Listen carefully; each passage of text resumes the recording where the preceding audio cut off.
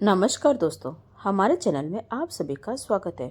सुबह की हल्की ठंड हवा के बीच रसोई से आती चाय की खुशबू ने घर का माहौल सुकून भरा बना रखा था। सविता ने मुस्कुराते हुए अपने पति अमित को चाय का कप थमाया और उत्साह भरी आवाज में बोली, अजी सुनते हो, हमारे बेटे ने इंटर स्कूल क्रिकेट मैच में बेस्ट प्लेयर का अवार्ड जीता है। उसके स्कूल के स्पोर्ट्स टीचर का फोन आया था। वे चाहते हैं कि उसे स्टेट लेवल पर खेलने के लिए एक अच्छी क्रिकेट एकेडमी ज्वाइन करवाई जाए। अमित हैरानी से बोला, अरे वाह, हमारे बेटे ने तो कमाल कर दिया। सविता ने धीमे स्वर में कहा, हाँ, पर एक परेशानी है, उसकी ट्रेनिंग पर करीब 2 लाख का खर्च आएगा। अमित ने माथा पकड़ते हुए कहा, तुम्हारा दिमाग तो ठीक है, मेरी महीने की 60,000 की तनख्वाह में मकान का किराया, घर का राशन, बच्चों की फीस और तुम्हारे अलग खर्चे सब कैसे चलेंगे? अगर बच्चों के भविष्य की इतनी चिंता है तो तुम महंगी ड्रेस और किटी पार्टी बंद कर दो, बल्कि कोई नौकरी ही देख लो जिससे मुझे सहारा मिल सके। सविता बोली, मेरी किटी पार्टी पर उंगली उठाने की जरूरत नहीं है और नौकरी मेरे बस की नहीं है। मेरे खर्चे भी कम नहीं होंगे। आप एक काम क्यों नहीं करते, गांव की जमीन और माँ बाबूजी का मकान बेच देते हैं, उससे हमें नया घर भी मिल जाएगा और बच्चों की पढ़ाई भी अच्छे से हो जाएगी। अमित गंभीर होकर बोला, बात तो ठीक है, पर माँ बाबूजी का क्या होगा? मैंने कई बार उन्हें यहाँ रहने को कहा है, पर उन्हें गांव की हवा ही पसंद है। वे गांव छोड़ना नहीं चाहते। मैं जबरदस्ती कैसे करूं? सविता ने कहा, चाहे जैसे भी करके उन्हें मनाना पड़ेगी। कम से कम बच्चों के बारे में सोचो। वैसे भी वे कितने दिन के मेहमान हैं, आज नहीं तो कल। अमित ने गुस्से में टोका, यह कैसी बातें कर रही हो? वे मेरे माँ बाबूजी हैं। फिर बोला, अगले हफ्ते दिवाली है, हम सब कुछ दिन के लिए गांव चलते हैं, वहीं उनसे बात करूंगा। 1 सप्ताह बाद अमित और सविता बच्चों के साथ गांव पहुंचे। घर में घुसते ही बच्चे खुशी से चिल्लाए, दादू दादी, और दौड़कर गले लगे। अचानक उन्हें देखकर गोपीनाथ जी और शारदा जी की खुशी का ठिकाना न रहा। गोपीनाथ जी बोले, बेटा बहुत अच्छा किया जो इस दिवाली यहाँ आ गए, वरना हर बार घर सुना रहता था। अमित बोला, इस बार ऐसा नहीं होगा बाबूजी, और देखिए सविता आपकी पसंद की पंजीरी और मठरी भी लाई है। सविता बोली, माँ मैं चाय बना कर लाती हूँ, फिर साथ में बैठकर खाएंगे। शारदा जी ने आशीर्वाद देते हुए कहा, जीते रहो बेटा, दिल खुश कर दिया तुमने। 3 दिन तक सविता ने अपनी सास की खूब सेवा की, बढ़िया पकवान बनाकर खिलाए, और अमित भी अपने पिता की दवाइयाँ और खाने का पूरा ध्यान रखता।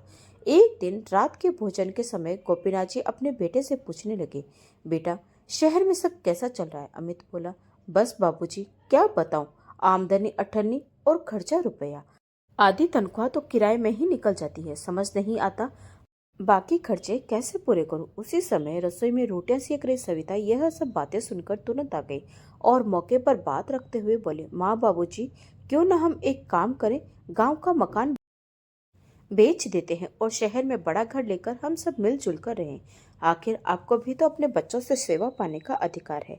जो बात अमित कहने से झिझक रहा था, सविता ने तुरंत कह दिया, और अमित भी उसके समर्थन में बोला, मकान ही क्यों बाबूजी, जमीन भी बेच देते हैं और इतना पैसा हो जाएगा कि हम शहर में बहुत बड़ा मकान खरीद सकते हैं। बड़े बेटे बहू की बातें सुनकर गोपीनाथ जी बहुत खुश हुए और तुरंत हामी भर दी, जबकि शारदा जी थोड़ी परेशान हो गई और रात को कमरे में जाकर बोले, सुनिए जी, बात तो बच्चों की ठीक है और मैं जानती हूँ कि मेरा बेटा बहू अच्छे हैं, पर इस बार तो बहू ने मेरा दिल भी जीत लिया है। लेकिन फिर भी मकान और जमीन बेचने को मेरा मन नहीं मानता। अपने ही गांव के मिश्रा जी भी तो मकान बेचकर बेटे बहू के साथ गए थे, पर सुना है आजकल वृद्ध आश्रम में रहते हैं, हमें सोच समझकर फैसला लेना होगा। गोपीनाथ जी बोले, अरे शारदा, नहीं शारदा, मिश्रा जी के बेटे को मैं जानता हूँ, एक नंबर का लालची था। ऐसी औलाद होने से ना औलाद होना बेहतर है। तुम उसकी तुलना अपने बेटे से मत करो, हमारा बेटा तो हीरा है हीरा। अमित के कहने पर गोपीनाथ जी ने मकान और जमीन बेच दी और कुछ ही दिनों में सब कुछ बेचकर बेटे के साथ शहर आ गए। गोपीनाथ जी ने अमित को बड़ा सा घर दिलवाया जहाँ सब साथ रहने लगे। शुरू शुरू में सब कुछ अच्छा था। अमित और सविता अपने माँ बाबूजी की खूब सेवा करते, सास बहू माँ बेटी की तरह रहती, सफाई और बर्तन के लिए काम वाली लगी थी और बाकी काम दोनों मिलकर कर लेती थी। लेकिन धीरे धीरे सविता ने काम से पल्ला झाड़ना शुरू कर दिया। कुछ ही समय में शारदा जी को बहू के व्यवहार में बदलाव दिखने लगा। सविता पूरे घर को अपने हिसाब से चलाने लगी और हर काम में मनमानी करने लगी। घर का सारा खर्च उसने अपने हाथ में ले लिया और काम वाली भी हटा दी, क्योंकि अब उसे लगता था कि जब घर में सासू माँ है तो काम वाली को पैसे देना बेकार है। सविता आए दिन सहेलियों के साथ घूमने निकल जाती या घर पर किटी पार्टी रख लेती, जिससे बच्चों को संभालने के साथ साथ रसोई का सारा काम भी एक नौकरानी की तरह शारदा जी को ही करना पड़ता था। उधर गोपीनाथ जी को सब्जी और दूध लाने तथा बच्चों को बस स्टॉप तक छोड़ने जैसे काम दे दिए गए। वैसे तो शारदा जी दिन भर काम में लगी रहती, पर आज सुबह से ही उनकी कमर में दर्द था। सफाई से लेकर खाना बनाने और बर्तन धोने तक का काम करते करते रात तक दर्द इतना बढ़ गया कि वे करहारने लगे। पत्नी की हालत देखकर गोपीनाथ जी से रहा न गया। अगले दिन उन्होंने बेटे से साफ कहा, अगर बहू से काम नहीं होता तो सफाई और बर्तन के लिए काम वाली रख लो। इस उम्र में तुम्हारी माँ इतना काम नहीं कर सकती। अमित बोला, बाबूजी, आप जानते हैं मेरी तनख्वाह पहले जितनी ही है। मेरे पास काम वाली रखने का पैसा नहीं है। वैसे भी माँ और सविता मिलकर काम कर लेते हैं, आप शांति रखिए। गोपीनाथ जी बोले, बेटा, लगभग सारा काम तुम्हारी माँ ही करती है। और पैसे की बात करते हो, बहू रोज पार्टियों में जाती है, शॉपिंग करती है, नए कपड़े पहनते हो तुम लोग। जब उसके लिए पैसा है तो काम वाली के लिए क्यों?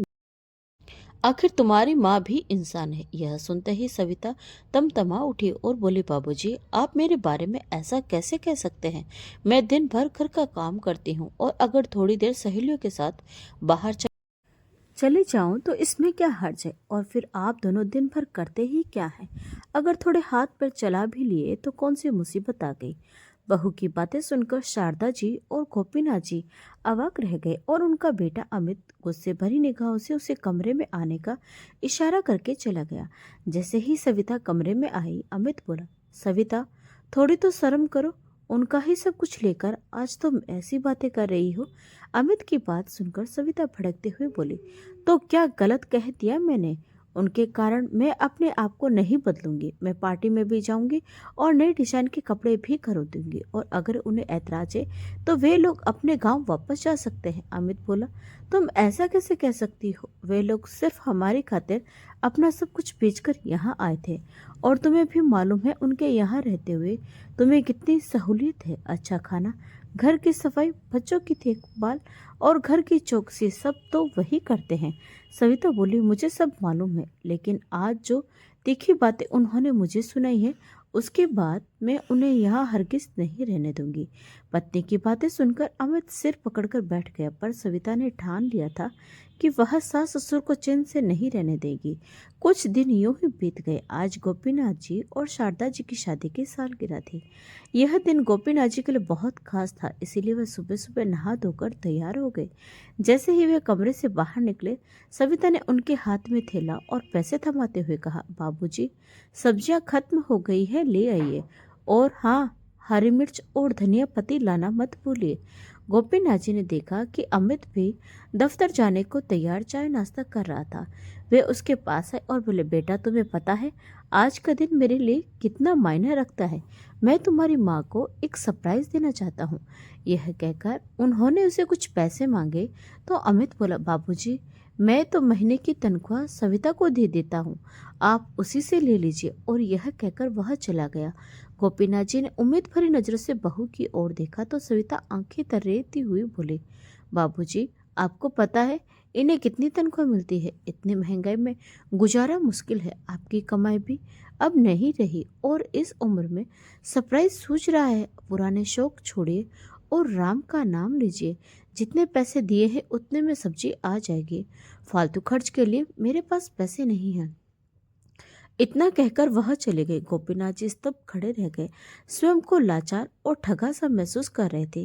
तभी उनकी पोती निया आई और बोले, दादाजी, आप किस सरप्राइज की बात कर रहे हैं? आज क्या खास है? गोपीनाथ जी से दुलारते हुए बोले, बिटिया, आज हमारी शादी की सालगिरह है। आज हमारे विवाह को 40 वर्ष पूरे हो गए। इन 40 वर्षों में एक बार भी ऐसा नहीं हुआ कि मैंने तुम्हारी दादी को कोई उपहार ना दिया हो, लेकिन इस बार शायद। कहते कहते उनका गला भर आया और वे थैला लेकर सब्जी लेने निकल गए। सब्जी खरीदते समय भी बहू के कटु शब्द उनके कानों में गूंजते रहे, और वे सोचते रहे कि हमने तो जीवन भर किसी को दुख नहीं दिया, बच्चों की खुशी के लिए सब कुछ किया, और आज पत्नी को उपहार देने के लिए जेब में पैसे तक नहीं है। लौटते समय उन्होंने एक दुकान पर कुल्हड़ वाला दूध बनते देखा और सोचा शायद शारदा को यह बहुत पसंद है। गांव में टहलते समय वे अक्सर ऐसा दूध पीते थे। सविता के दिए पैसों में से 50 रुपए बच गए थे। उन्होंने दूध खरीद लिया और संतुष्ट मन से घर लौट आए। उन्हें पसीने से तर देखकर शारदा जी आंचल से उनका चेहरा पोंछने लगी। इस उम्र में इतना काम क्यों करते हैं, अब आराम किया कीजिए। यहाँ सब्जी की रेहड़ी आती है, थोड़ी महंगी सही, कम हम वहीं से ले लेंगे। गोपीनाथ जी मुस्कुराए, अरे वह सब छोड़ो, देखो मैं तुम्हारे लिए क्या लाया हूँ। जीवन संगनी, तुम्हें शादी की सालगिरह मुबारक हो। और कुल्हड़ वाला दूध आगे बढ़ा दिया। शारदा जी मुस्कुराकर बोली, आप भी हद करते हैं, इतनी परेशानियों में भी जिंदगी में मिठास घोल देते हैं। तभी सविता आई और बोली, बाबूजी, मैंने धनिया पत्ती और हरी मिर्च लाने को कहा था, कहाँ है? बोलते बोलते उसकी नज़र शारदा जी के हाथ में कुल्हड़ पर पड़ी और वह भड़क उठी। अच्छा, तो पैसे माँ जी के दूध में खर्च कर दिए, इस उम्र में चोरी करते शर्म नहीं आई? शारदा जी बोली, बहू, इसमें इनका कोई दोष नहीं, यह तो मेरी खुशी के लिए मेरे पसंदीदा दूध ले आए हैं। यह बात चल ही रही थी कि अपने दादा दादी को सालगिरह का तोहफा देने के लिए उनका पोता पोती बगीचे से कुछ फूल तोड़कर गुलदस्ता बनाकर ले आए और बोले, दादू दादी, हैप्पी एनिवर्सरी। शारदा जी और गोपीनाथ जी अपने पोता पोती को ढेर सारा आशीर्वाद देने लगे। बच्चों का दादा दादी के साथ लगाव देकर सविता जल भुनकर कोयला हो रही थी। उसने उनके कान पकड़ते हुए कहा, जब देखो दादा दादी के आसपास मंडराते रहते हो, कोई पढ़ाई लिखाई नहीं है क्या? चलो यहाँ से। तभी अमित घर में आया और बोला, जब भी घर आता हूँ बस कलेश, अब क्या हो गया? तो सविता ने चिल्ला चिल्लाकर उसे सारी बात बता दी।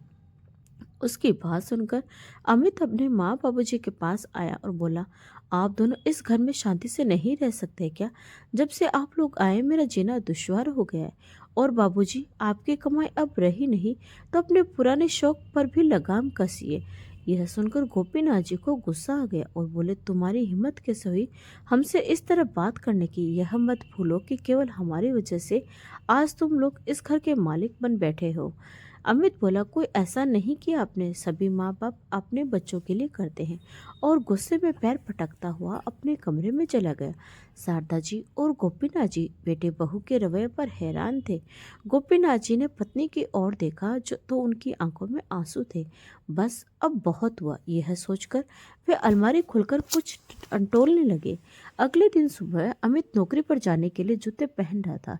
तभी उसने देखा गोपीनाथ जी अपने थैले में कुछ कागज रखकर बाहर जा रहे हैं। उसने पूछा, कहाँ जा रहे हो? गोपीनाथ जी बोले, बैंक जा रहा हूँ, कुछ पैसों की जरूरत। अमित बोला, आपको पैसों की क्या जरूरत पड़ गई? गोपीनाथ जी बोले, बेटा, मैं कोई भिखारी नहीं हूँ जो तुमसे पैसे मांगता रहूंगा। भले ही तुम्हारे कहने पर मैंने गांव का मकान और जमीन बेच दिए, लेकिन मेरे पास एफडी में कुछ पैसे पड़े हैं और वह मेरे हैं। शाम को ऑफिस से आने के बाद मुझे तुमसे जरूरी बात करनी है। इतना कहकर वह चले गए। शाम के 7 बज चुके थे। अमित भी घर आ चुका था, लेकिन गोपीनाथ जी अभी तक नहीं लौटे थे। उधर शारदा जी की चिंता बढ़ती जा रही थी।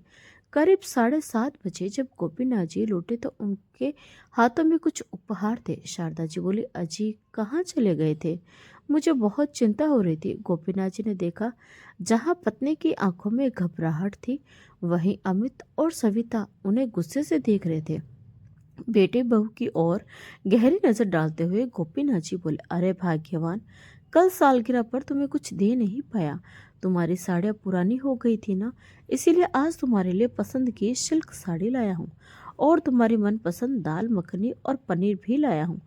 जो जश्न कल नहीं हुआ वह आज करेंगे। हमें किसी की 4 बातें सुनने की जरूरत नहीं। यह कहकर वे सोफे पर बैठ गए और सामने मेज पर एक पैर रखकर आराम से बैठ गए। ससुर की बातें सुनकर सविता गुस्से से लाल हो रही थी और अमित झुंझलाकर बोला, बाबूजी, यह भी कोई बैठने का तरीका है? अगर लेटना है तो अपने कमरे में जाइए। गोपीनाथ जी बोले, यह घर मेरा है, यह सोफा मेरा है और तुम मुझे बताओगे मैं कहाँ बैठूं? यह सुनते ही अमित और सविता का मुंह खुला का खुला रह गया। सविता बोली, आप शायद भूल रहे हैं, यह घर आपका नहीं, मेरे पति का है और यहाँ वही होगा जो मैं और मेरे पति चाहेंगे। यह सब सुनकर भी गोपीनाथ जी उसी आरामदायक अवस्था में बैठे रहे और बोले, पूछो अपने पति से कि यह घर किसके नाम पर है। टैक्स बचाने के चक्कर में उसने अपनी माँ जो महिला सीनियर सिटीजन है के नाम पर रजिस्ट्री करवाई थी, और मैं भी यही चाहता था कि यह घर शारदा के नाम पर ही रहे, इसीलिए मैंने ही उसे यह सुझाव दिया था। इस मतलबी दुनिया का हाल देखते हुए शारदा को अपना मकान बेचते समय ही हम दोनों की सुरक्षा की चिंता हो रही थी, जिसके मद्देनजर मैंने यह फैसला लिया था। इतना बड़ा धोखा भगवान तुम्हें कभी माफ नहीं करेगा। सविता चिल्लाने लगी, धोखा तो तुम हमारे साथ करने चली थी बहू, जो तुम पर ही उल्टा पड़ गया। जो तुम हमारे साथ करना चाहती थी वही तुम्हारे साथ हो गया। बस फर्क इतना है कि पहले इस घर में हम दोनों जाने वाले थे, अब तुम लोग चलते बनो। अपने पिता के मुंह से ऐसी बातें सुनते ही दोनों का मुंह खुला का खुला रह गया। फिर अमित बोला, मगर बाबूजी, आप यह बात भूल रहे हैं कि पिता की प्रॉपर्टी में बेटे का पूरा अधिकार होता है। तब भी सविता बोली, बिल्कुल सही, हम कोर्ट केस करेंगे, आपसे अपना हक लेकर रहेंगे। उनकी बातें सुनकर गोपीनाथ जी बोले, यह शौक भी पूरा कर लो बहू, मैं वकील साहब को अभी बुला लेता हूँ। थोड़ी ही देर में वकील रामानंद जी जो गोपीनाथ जी के खास मित्र थे वहां पहुंच गए। वकील साहब बोले, इस घर पर कानूनन अमित और सविता को कोई हक नहीं है, क्योंकि इस घर में लगा सारा पैसा गोपीनाथ जी की कमाई का है, और जिन लोगों ने उनके खेतों की जमीन खरीदी है वे इसके गवाह है। इसीलिए जो कुछ भी है सब गोपीनाथ जी का है। उनकी मर्जी के बिना तुम्हें कुछ नहीं मिल सकता, चाहे लाख कोर्ट केस कर लो। अब सविता और अमित एक दूसरे का चेहरा देखने लगे। वकील साहब के जाने के बाद गोपीनाथ जी बोले, अब देर मत करो, अपना सामान उठाओ और यहाँ से निकल जाओ। शारदा जी ने उन्हें रोकने की बहुत कोशिश की, लेकिन आज वे रुकने वाले नहीं थे। वे बोले, अपने बेटे से अच्छा रिश्ता रखने की मैंने भरपूर कोशिश की, केवल उसके कारण हमने अपनी इच्छाएं भी भुला दी, पर उसे अपनी पत्नी का हुक्म मानने से ही फुर्सत नहीं। उसने माँ बाप का प्यार और त्याग पल भर में भुला दिया। अब मैं अच्छा पिता बनने की ख्वाहिश नहीं रखता, अब मुझे केवल अच्छा पति बनना है। यह सुनते ही सविता उबल पड़ी, इससे ज्यादा जिल्लत मैं बर्दाश्त नहीं करूंगी। हम आज ही यह घर छोड़कर चले जाएंगे। और वह कमरे में जाकर सामान बांधने लगी। पीछे पीछे अमित आया और बोला, तुम पागल हो गई हो, बाहर कितनी महंगाई है, किराया ही 25,000 है, ऊपर से बच्चों की फीस और राशन पानी, हमारी हालत फिर पहले जैसी हो जाएगी। और यह सब तुम्हारी वजह से हुआ। मैंने तुम्हें कितनी बार समझाया था, माँ बाबूजी से बदतमीजी मत किया करो, अब भुगतो। अमित की बातें सुनकर सविता का सिर चकराने लगा। थोड़ी देर बाद वह बाहर आई ससुर के पैरों में गिर गई। बाबूजी, गलती तो बच्चों से होती है, बड़ों का फर्ज है डांट कर समझाए, बेघर करना गलत है। पीछे से अमित भी बोला, बाबूजी, पोता पोती का तो सोचिए, वे कहाँ जाएंगे। तब गोपीनाथ जी बोले, ठीक है, अगर इस घर में रहना चाहते हो तो हर महीने 10,000 रुपये दोगे, जिससे मैं और मेरी पत्नी अपना खर्च चला सके, और घर रसोई का सारा काम तुम्हारी पत्नी देखेगी। तुम्हारी माँ अब कोई काम नहीं करेगी, मंजूर हो तो रहो, वरना दरवाजा सामने है। इतना कहकर गोपीनाथ जी अपनी पत्नी के साथ बैठकर पसंदीदा भोजन करने लगे। उस दिन के बाद अमित समय पर अपने पिता के हाथ में महीने का खर्च देने लगा, और सविता ने भी अपनी गलती सुधारने का वचन दिया। अब गोपीनाथ जी ने शारदा जी को समझा दिया था कि अपनी खुशियों किसी के लिए कुर्बान करने की जरूरत नहीं, खुद के लिए जीना शुरू करो और ठाठ से जियो। उस दिन के बाद गोपीनाथ जी और शारदा जी अपने पोता पोती के साथ बैठकर टीवी देखते, खाते पीते और जिंदगी का आनंद लेने लगे। दोस्तों, आपको यह कहानी कैसी लगी कमेंट करके जरूर बताइए, और अगर कहानी अच्छी लगी हो तो प्लीज़ वीडियो को लाइक, शेयर और सब्सक्राइब जरूर करें। Thanks for watching.